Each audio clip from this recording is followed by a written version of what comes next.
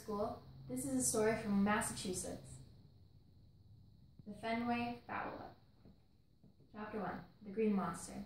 Watch out, Kate yelled. Boston's best batter, Big D, had just hit another rocket. The baseball was headed straight to the top of Fenway Park's left field wall, right where Kate Hopkins and her cousin Mike Walsh were standing. Yowza, Mike ducked as the ball sailed overhead. That one is out of here. Mike and Kate watched it fly over the wall of the stadium towards the sunny city street below.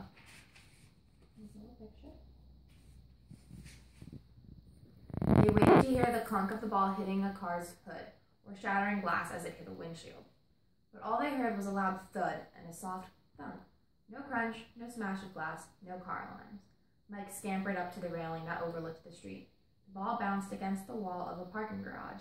A little girl in yellow overalls chased the ball as it rolled down the sidewalk. "Aw, why didn't it land near us?" Mike asked.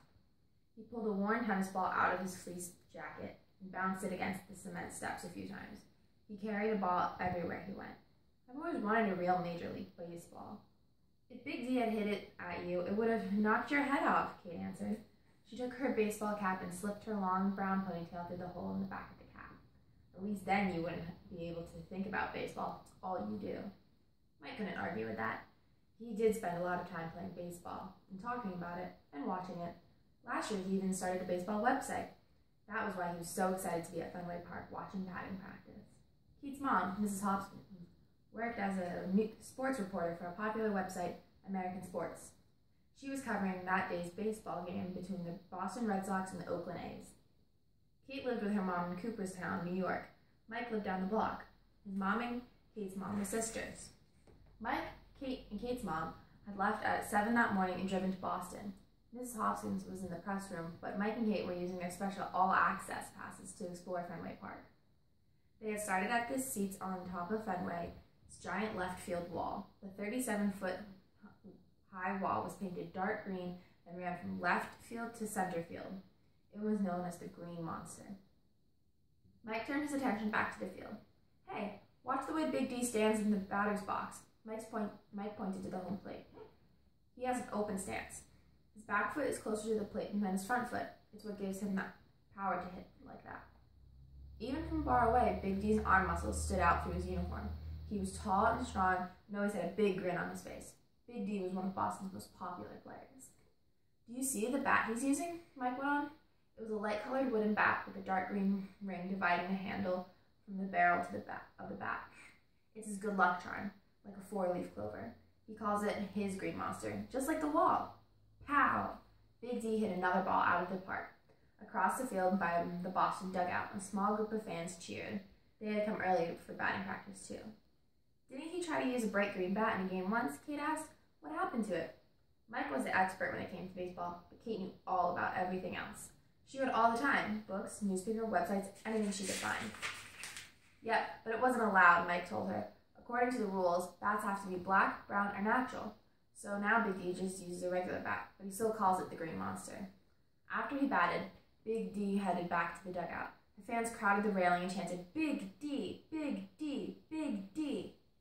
Big D leaned his bat against the low wall in the front of the seats. He took off his hat and waved. The fans went wild.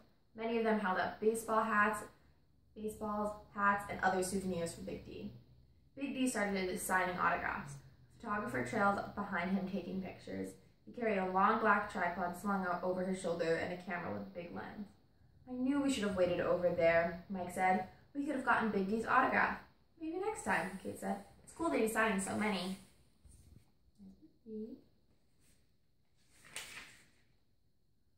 While Big D greeted the fans, Wally, the Red Sox big furry green mascot, came trotting down the first base line towards home plate. He waved to the people near the dugout, but then he tripped and sprawled face first on the grass. The crowd roared with laughter while Wally wriggled on the ground. Big D and a bat boy ran over to help Wally up. Wally took a small bow and gave the crowd a big wave without falling over. Big D patted Wally on the back and ducked into the dugout. One Red Sox player after another practiced hitting, but Mike and Kate could tell that no one was as good as Big D. Soon, Boston finished batting practice. A bat boy and a bat girl came out to collect the bats. "I'd love that job," said Mike. You'd get to meet all the players, watch the games, and get paid for it. The Oakland A's took the field for their batting practice. Come on, said Kate. I told my mom we'd stop by the press room before the game starts. She's going to give us some money for lunch.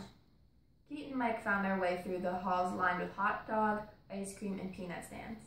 They rode an elevator up to the 4th floor. After showing the security guard their passes, they entered the press room. The room had a huge open windows facing the infield. Hi, kids, Mrs. Hopkins said. She was sitting at a desk in front of a window. A few reporters sat on either side of her, working on computers and talking. Mike went straight to the windows. Wow, what a view, he said. You can see everything from up here. It's like you're on top of the field. It is pretty amazing, said Mrs. Hopkins. Sometimes foul balls get hit up here, so you have to pay attention. Just when a telephone rang, Kate's mother reached for it, but the reporter next to her answered it. He talked for a minute or so and then hung up. Never believe what just happened, he said. What? Miss Hopkins asked. Big D's lucky bat has been stolen. End of chapter.